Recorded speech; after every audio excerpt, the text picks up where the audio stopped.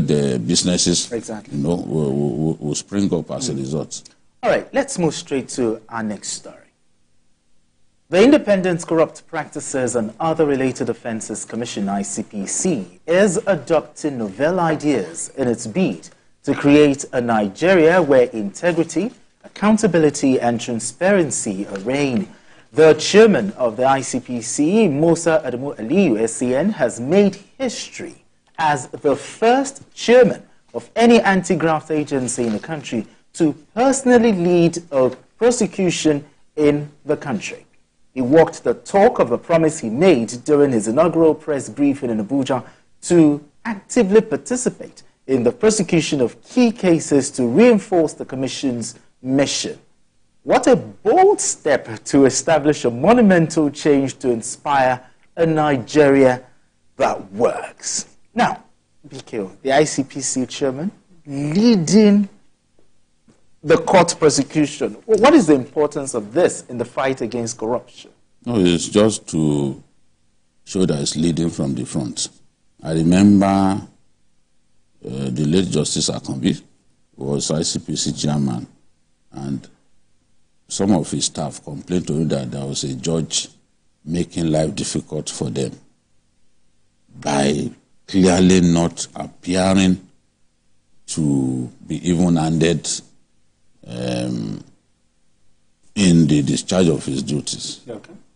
So Justice Akambi, in anger, went with the lawyers, the Commission's lawyers, to the court, so that today it will be an eyeball-to-eyeball situation between this judge and I. So he was so angry about what he had heard about that judge, so he had to physically go there, so that at least seeing him, the judge won't be able to intimidate the lawyers of the commission the way he had done before then. So, but naturally, a judge, cannot then go and sit like a practicing lawyer. So Justice Akambi couldn't do that. What we've seen this judge, now we've seen this ICPC chairman do that to underline how serious it takes his job and how serious it takes our desire to defeat corruption. This particular case has to do with 44 local corruption involving 44 local councils in Kano State. And it was supposed to be heard on the 12th of September. He went there physically because he had said that he would lead from the front, that if it was necessary, he would lead the prosecution of some of these cases. So he fulfilled that vow by going to that Kano State High Court too, to make a physical appearance on behalf of the commission. It's a very surreal situation because until now, no head of an anti-corruption body in our country had done that. No Ribadu, a lawyer, he was the first chairman of EFCC, but he didn't have to go to court, to represent the EFCC. Okay. And until now, no anti-corruption body chair had done that. Yes, and I think that this also sends the right message to some of those judges who make life difficult for our anti-corruption bodies by constantly siding with corrupt persons and making their prosecution difficult. Frivolous adjournments, ruling based on technicalities rather than facts of law and all that. So it can be frustrating. It got to a point that EFCC was always shopping for some judges that they felt would give them the kind of leverage that they need to win the war against corruption. But even that one no longer happens the EFCC is a much bigger body now, and there are far more cases to handle now than in those days. So it's difficult to pursue the policy of simply assigning their cases to particular judges.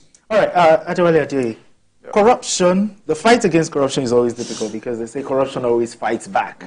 We heard that during the former President Muhammadu Buhari administration. Now with this, is this the beginning of fighting corruption, defeating corruption? Well, it's not the beginning. It's the continuation.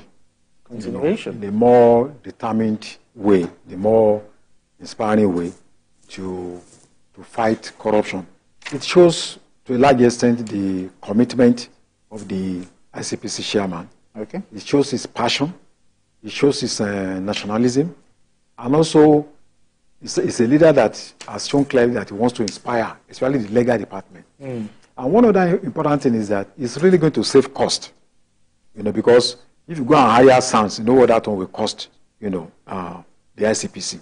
So, but for him to have taken it up this litigation, I think is quite a very important step. Corruption is one of the major problems that is confronting Nigeria. And what he has done now, we resolve the prospect of third-party interference. Because if you hire a lawyer that is just after profit, it could be easily compromised. But when the ICPC chairman is one leading the charge. Yeah, I think this is quite impressive. It's going to save the commission a lot of money. And I think also to make the judges to know that, look, this is not business as usual. So I'm impressed by what he has done. And I think, like I said, it's a continuation of what the agenda he has set for himself. In recent, I was in a conference in Abuja last week, and I'm impressed by the president of the ICPC and the FCC. Their determination to deal with this problem of corruption, and even they are trying to even go into local governments. We are talking about local government. They already have a template to address that problem. That when these funds come to local government, there is going to be a mechanism that will address the question of transparency. Yes, and accountability on the part of. So I think when you have the right people in the right place, I think it's going to be a big, bonus for the country. More than $80 billion go out of Africa every year, into corruption, to Europe and all that. So if you can tackle the problem of corruption, I believe that Nigeria will move a huge step forward. BKO, tackling corruption. The Tinubu administration has spent over a year in office.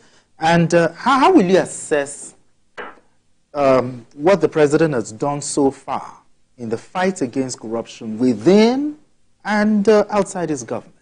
How will you assess it? Well, it's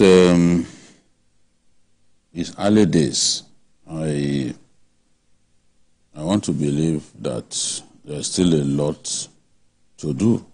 There's still a lot ahead of us to do, and there's a new FCC chairman. He has his own methods. To take a while before the people who work with him will get used to his methods, but there's a lot of investigation going on. There's a lot of recovery. I think when you look at the quantum of money already recovered, you will see clearly that a lot of work is being done behind the scene that we are not actually privy to. I am against the idea of media trial. Let the FCC do its work, do the work diligently without simply calling the attention of the media. And I think that in the last few months, we've seen them doing their best to depart from that.